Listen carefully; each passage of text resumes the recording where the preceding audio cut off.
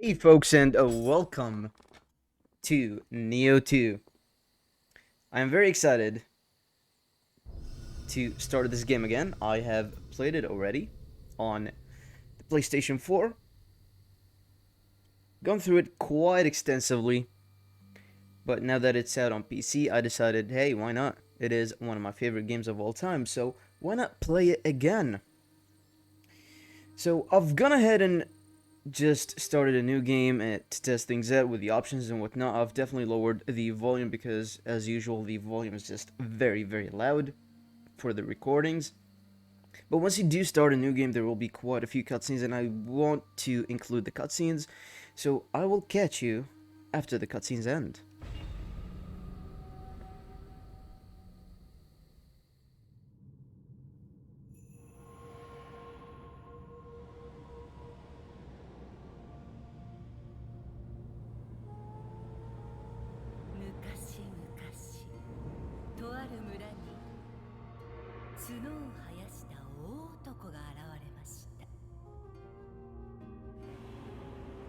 村人は力持ちの大男をまれびとと呼び崇めました。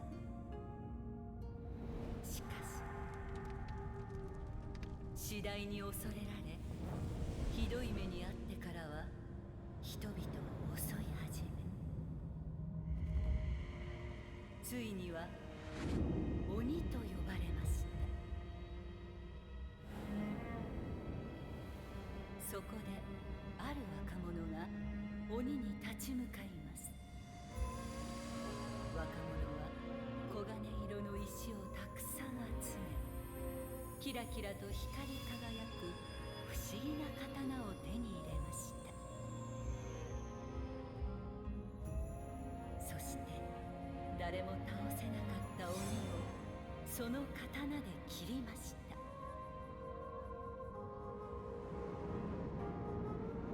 鬼を殺した若者はその刀を残し、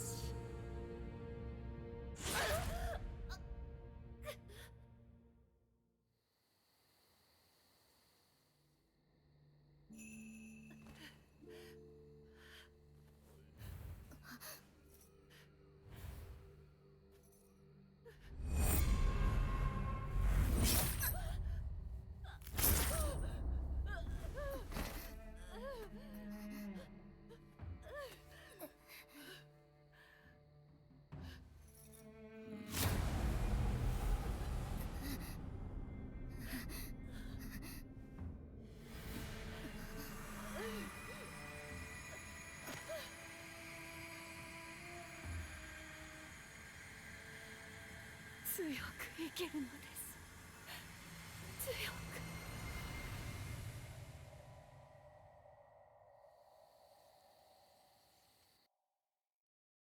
おお、もうかように大きくなったか。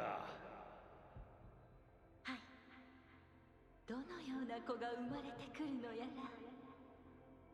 この未来は限りなく広がっておりますれば。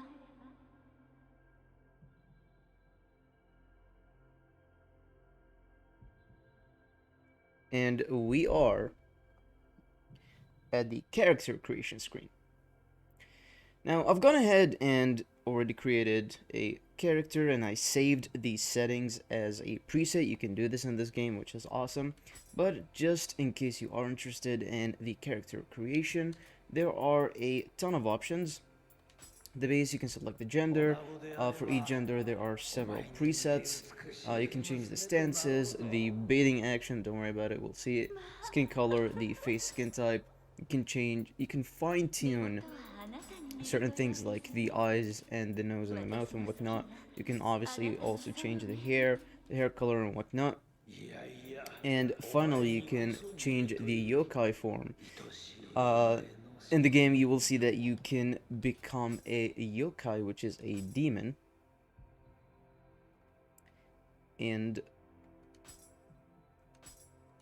I've gone ahead and created this one already, so we will be using it. I do like to play as female characters in this game because they just look better. 強く生きるの Don't です judge. Once you create a new character, there will be, I think, more cutscenes. I hope not. Nope. So disclaimer, I have beaten the game already. That being said, I haven't played the base game in a while because once you beat the game, it really becomes more of a loot grind game than it is a Souls-like. The new game experience is very Souls-like. It's difficult, things hit hard, you take a lot of damage, you don't hit hard. But later on, you kind of just create a build that makes the game kind of broken, but you can also increase the difficulty of the game with it, and as such, you push the build to your limit. And right off the bat, you get a multitude of weapons. You can select 2 of them. My personal favorite is the normal sword. You can also have a katana or a big odachi. You can have the dual swords. You can have a scythe, chain and sickle, that's what I call them, hatchets, fist weapons, spear, nunchucks, tonfa, I guess, I don't know, big axe, or a spear, I guess. I don't know what the difference between that spear and this one is. Oh, this one's the staff, my bad. So, I'll select the sword and the odachi. I'm probably going to be using the sword for the vast majority of the game. Once you've done that, you can play around with the tutorial. Now, I have done the tutorial for the most part. Well, I don't need the tutorial. So I'll go ahead and proceed to the Guardian selection screen. And here you can select between magic, strength, and heart, which is pretty much agility. For each one, they increase your stats, and if you look at the stats, and you can, oops, if you press the start button, you can read a brief description on all the stats. The heart is the one that will be increasing our damage with the normal sword. That being said, I will not be selecting the heart one, because the strength, the yokai form, is much easier to use. And once we have selected it, we can leave this place. We don't need the tutorial.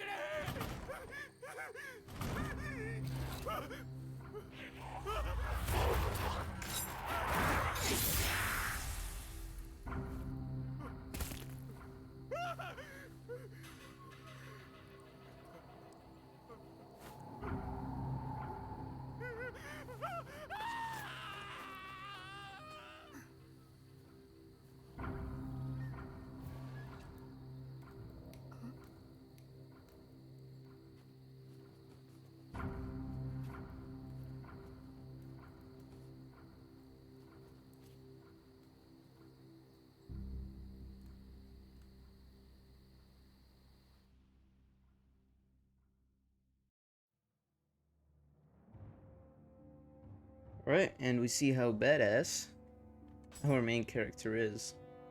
When you start the game, there are only two places on the overall map. There is the starting point, which we don't really care about right now. We will see how important it is after we finish the main mission. But we also have the main mission, the Village of Cursed Blossoms.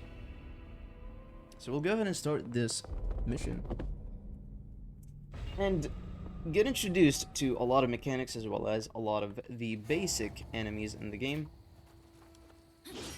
And I want to make sure that I have the sword. So whenever you see these yellow things, that means you can loot them for items. For the most part, they are unimportant items.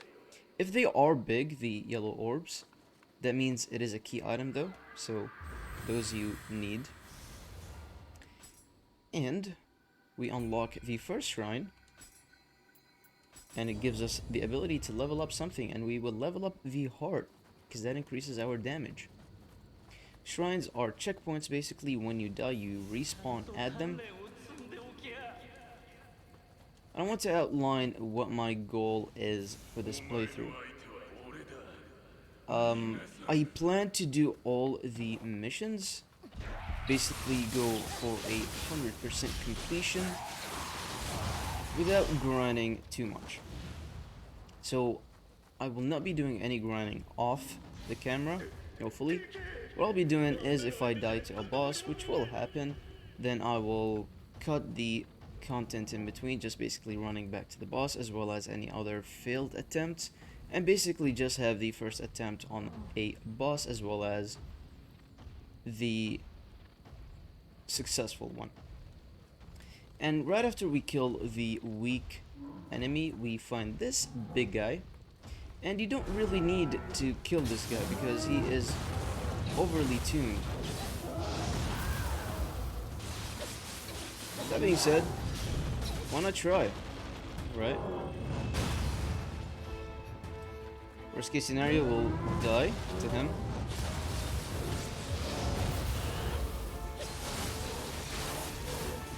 But if it is your first time playing this game, then I do not recommend that you fight him. He's a bit too difficult. Oh, there we go. Basically, if you know the pattern to this boss, he's not too terrible. I got a bit greedy there, and instead of guarding, I just kept attacking. That being said, as I mentioned, we don't need to kill him, and I think I forgot to loot this item, not that it matters. I will be skipping the vast majority of the items and basically just try to finish the missions. And once you die, your spirits or the Amrita as well as your spirit will be on the ground where you died. You just basically go to them, pick them up. And if you die again, you lose them, well, you lose the Amrita for good, which is the experience. That being said, if you run to this port, that is where the rest of the mission continues. So I'm just gonna skip almost everything and get to this part. And this is where we fight the first, I guess, troublesome enemy.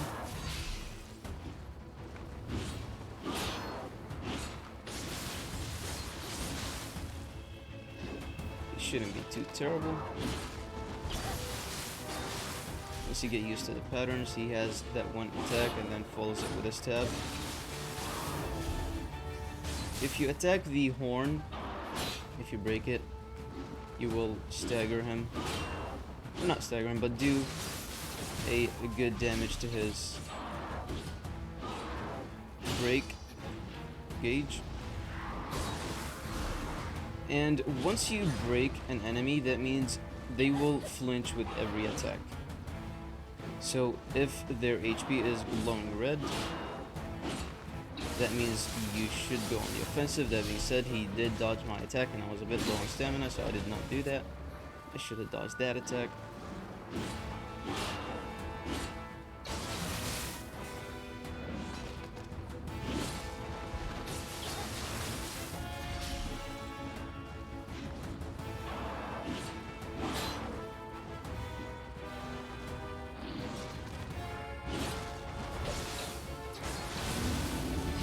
like that, we kill him, and he will drop the first soul core in the game.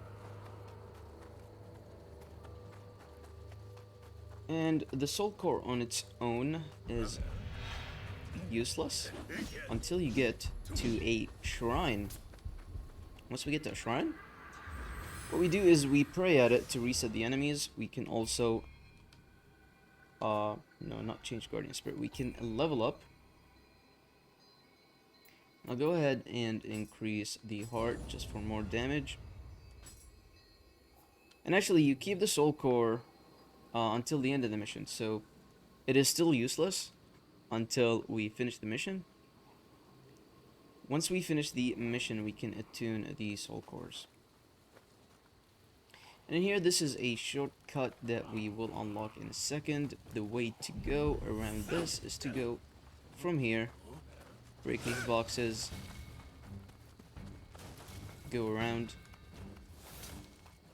go on the roofs, pay attention to the archers. We don't really care about them.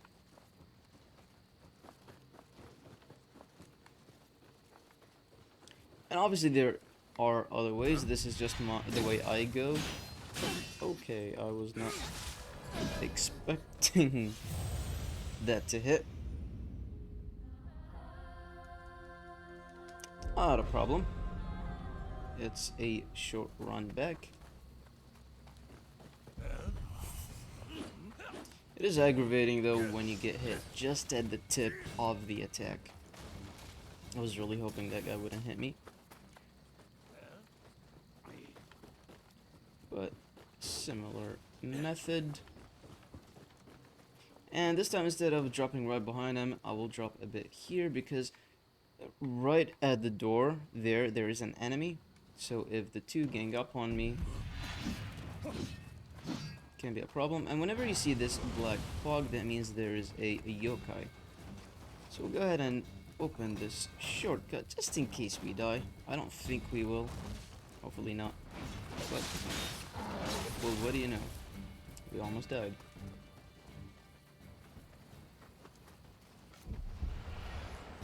And in here, you just need to be careful of the archer. And we make our way to the first yokai realm.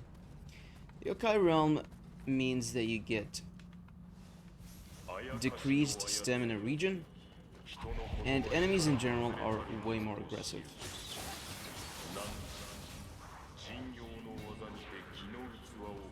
So what we'll do is that we'll try to lure some of these enemies out so that we can only fight one or two at a time. Fighting three is a bit much.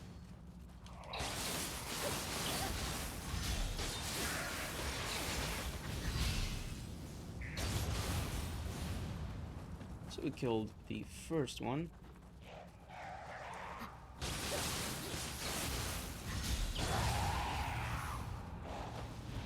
And in case you haven't played this game before, if you attack, you will be using some stamina.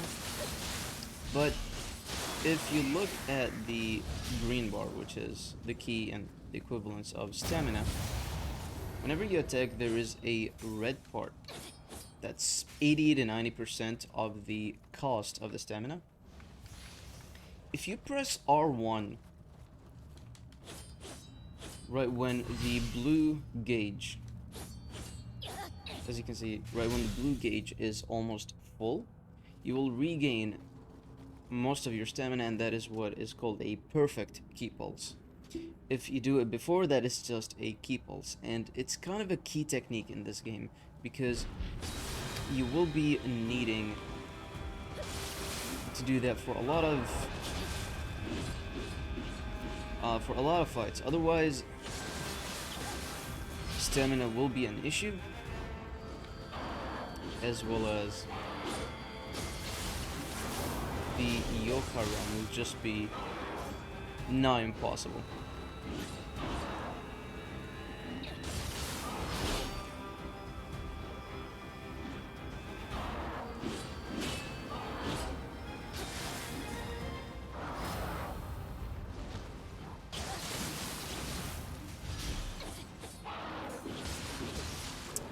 That really sucks. Sometimes enemies will dodge when they are staggered, and that means if you are being greedy even when you are supposed to be greedy, you might be punished.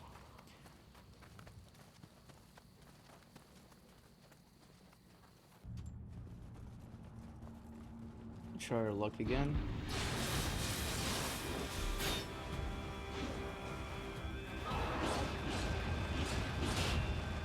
Oh, okay.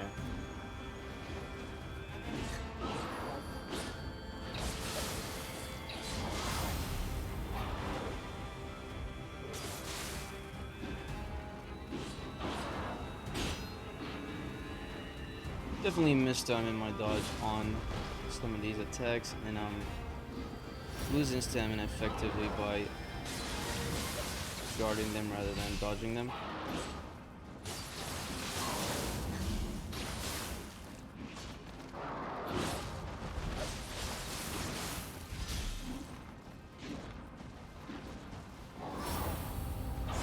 Oh,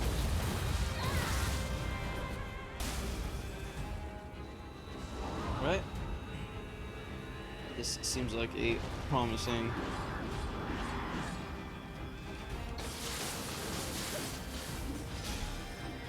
start.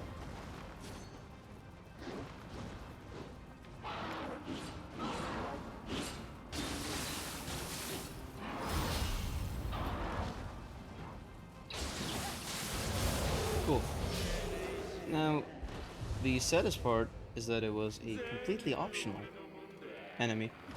You don't really need to kill the enemy, what you really need is this thing. As I mentioned, if the yellow orbs on the ground are big, that means it is a key item. That being said, I have been completely ignoring the equipments, so we'll go ahead and use or equip the Odachi. We'll change some of our gear. Uh, so this is a good time to explain some basics about the equipment system in this game. Basically, every item has a certain quality level. There is white, there is blue, there is yellow, there is purple, green, and finally orange. The quality goes up in that specific order. So you start with the white level of items. That is, they're just basic level or basic quality. They don't really do anything special. They're basically better than having nothing in that inventory. And then you get the blue one. And as the quality of the item goes up, in general, the requirement to get the special effects for that item will go up, as well as the special effects themselves will be more and will be more useful. So in this case, this weapon has special effects of increasing our melee damage versus human enemies. It increases the Amrita, which is the experience, that we gain by 1.1%, and it gives us untouched ninjutsu. In case you don't know what some of these mean, you can simply press start and go to them to give you some explanation. So this one gives a chance for ninjutsu items to remain unconsumed on use. There are some ninjutsu arts, and each one will require ninjutsu items. So this one will give you a chance of not using those items when you use the arts. That being said, it is grayed out, and the special effects is in red. Why is that? Because if you look down, the stamina requirement is 6, and I believe we are at 5 right now. That being said, it gives increased defense, so I will go ahead and equip it. And one thing that you should know as well is on the top there is equipment weight. Once you hover over the rogue's gauntlets, it'll say that it goes from 57.7 to 66.2. The heavier the items you equip, the less stamina regen you get, and the more costly the dodge will be as far as stamina goes, or ki. That being said, it goes in thresholds. The thresholds are 30%, 70%, 100%. So as long as we equip things so that we don't go above 70%, we're basically doing exactly what we were doing. This one, we get these special effects, and it actually is lighter than the Lone Wolf. It also gives us running speed, which is always nice. And that is about it. Accessories and ranged weapons, we don't have any right now. That's because I've been skipping a lot of the enemies. And because I'm gonna be skipping a lot of enemies, I will be severely underleveled for pretty much all the fights. So in general, the stats that you should have going into these fights should be higher than mine. And I'm basically just depending on my knowledge of the game to carry me through this. Just basically brute forcing my way through it. And every once in a while, you'll see these green little guys. You can interact with them, and you guide them to the shrine. And once you do, you'll see them at this shrine here. And once you interact with them and get them at the shrine, they will increase the number of elixirs, which are the healing potions that you start with in that specific region. Basically, if you see them, they're good, interact with them. And I'll increase our stamina by 1 so that we can actually get the bonus from Rogue's Gauntlets. Not very useful right now, but hey, why not? Another thing I want to touch is at the shrine you can make an offering, and you can offer all the items that you don't need, and you can also do it by the rarity. If you press the select button, you can offer them by the rarity. And I'll just go ahead and offer all of them because I'm not going to be using them. There's also the Kodama Bazaar, and in case you are low on elixirs, you can always buy them. In case you're low on any of these basic items, you can simply buy them in exchange for rice, I think the inventory is called. But you get so much rice that you don't really care about it at all. That being said, I almost never use the Kodama Bazaar. And in here, we will be facing our first boss, and there will be a cutscene.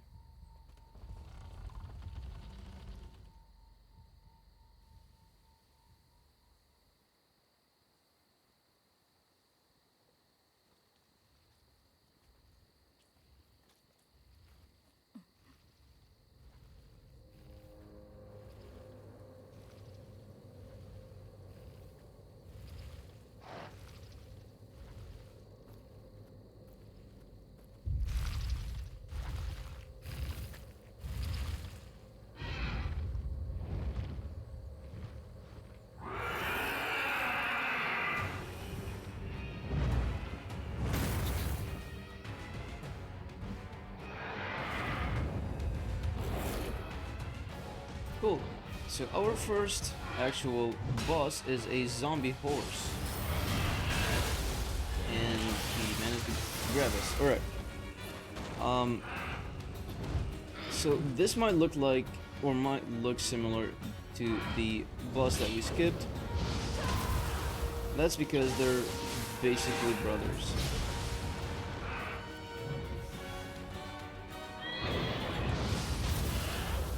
And once they glow red, that means you can do a counter attack by pressing RT and circle on the Xbox controller. And once you break them, as you can see, you can just go on the offensive, but once they recover, they will go into the shadow or the yokai realm. And inside the yokai realm, their move set will change slightly. Not slightly, but quite a bit actually.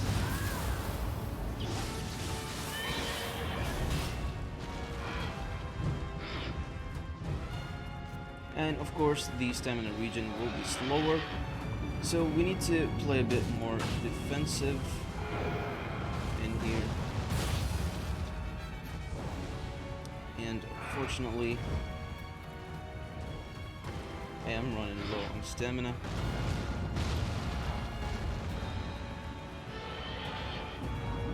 And I do want to showcase something cool.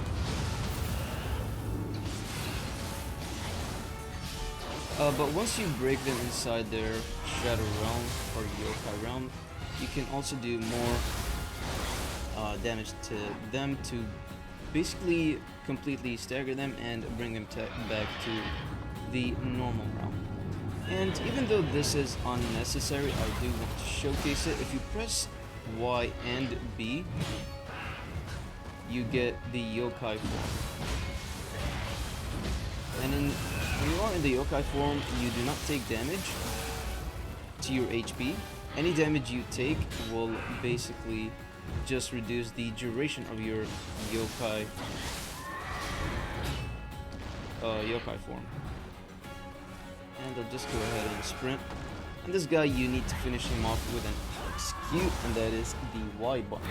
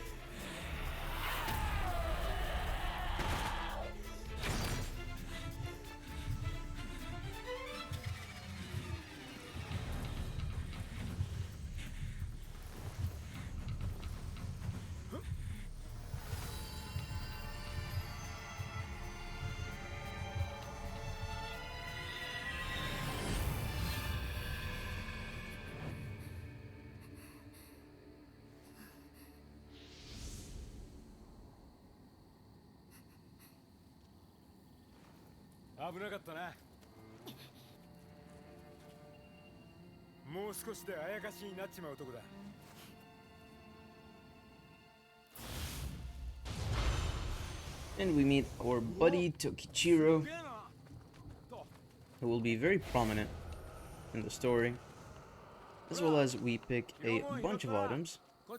And I'll go ahead and equip these items right now, because why not?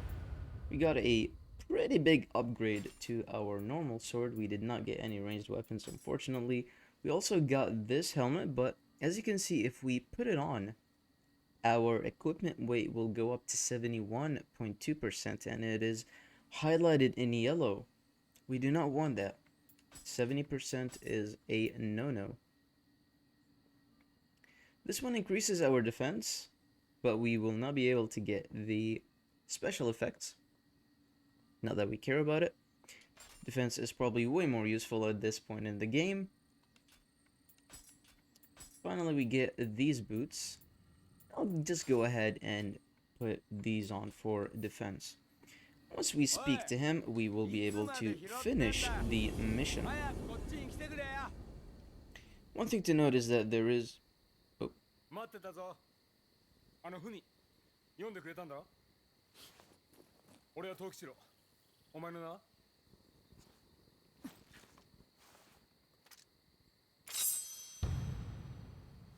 秀か。よし。じゃあ秀の字な。呼びやすいだろ。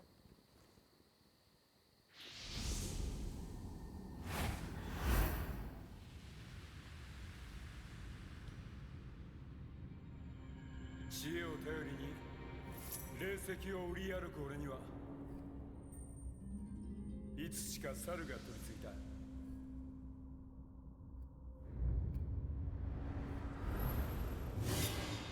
お前はあやかしを倒すあやかしだけど宿っている魂は紛れもなく人だ。俺たちはきっといい相棒になれるはず。ゲーセンだとか汎用だとかそんな世評は笑い飛ばせ。一緒になりやがってでっかい夢を見てやろう。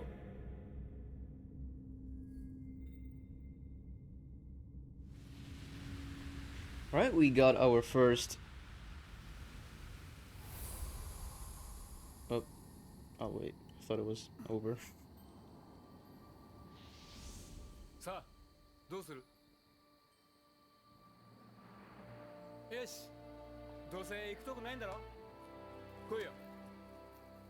しかしすっげえな、あんなごついので。喋れないのはなんかわけが。あ、すまん。ま、いろいろあるわな。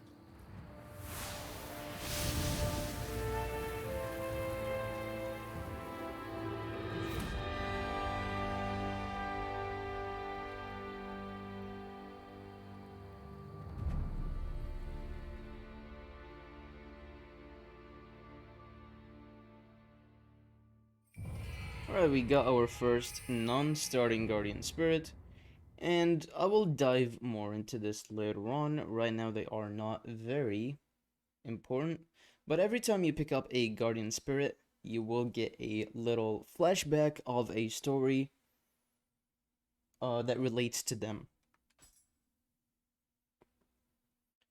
Go ahead and continue, and that was it for the first mission, which is the prologue for this game basically. And once you are done with the mission, you will get some rewards as well as money and Amrita. And our buddy Tokichiro here gives us a small parting paragraph at the end of the mission. As well as I mentioned the core that we picked up. Well, I guess you can do it at the shrine, you don't need to finish the main mission. 俺の集めてる霊石には大きな力があったな。異国じゃアムリタとも呼ばれ、国の戦を決めちまうほどなんだとか。今や日の本は力がものを言う戦乱の世。戦のたびにこいつが飛ぶように売れるってわけよ。だがこのご時世、あやかしや野党がおって命がいくつあってもだな。そこで腕っぷしの立つお前みたいなやつを探してたってわけだ。まずは俺が上得意にしてるお客に会いに行こう。付き合ってくれるだろ、秀の字。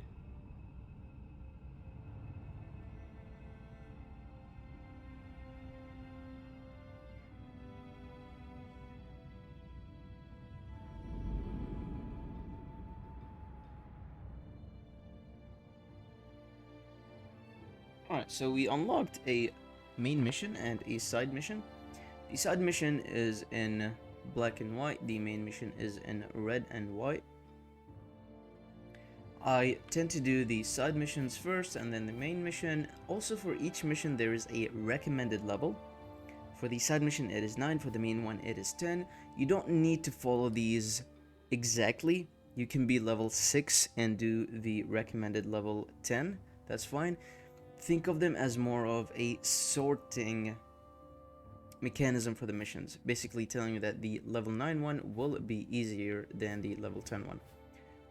That being said, as I mentioned, whenever you visit a shrine and you have picked up a soul core, go ahead and put 2 more points into heart. You can go to the shrine and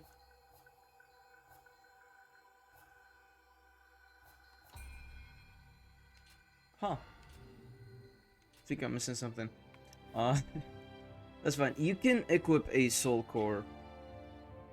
I believe you will be it might come later on as part of the main missions. But you can equip soul cores and they do fantastic things. They basically add another skill to your arsenal, and some of them are very, very good. You can at the starting point you can also visit your hut. You can change the appearance of your character anytime you like. You can also switch genders. It is not set, which I always like.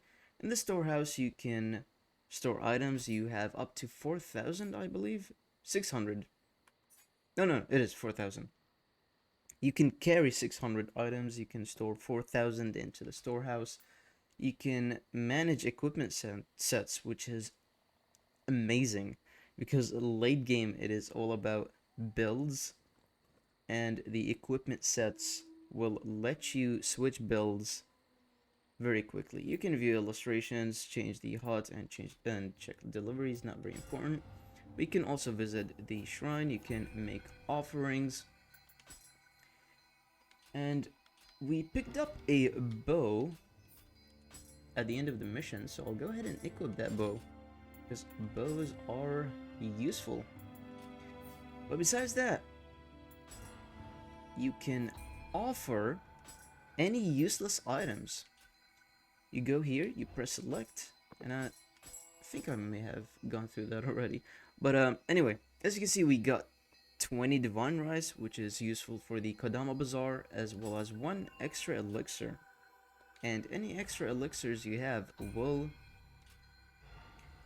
be there for you whenever you visit a shrine. The blacksmith is currently logged, so we will not visit it. The dojo are basically training missions, but you also need them to unlock gates. And Tori Gate is for the co-op missions. But anyway, folks, we finished the main mission, and we unlocked 2 missions. Next episode, we will be doing the side mission as well as the main mission, and hopefully we will spend less time on cutscenes and more time on the gameplay.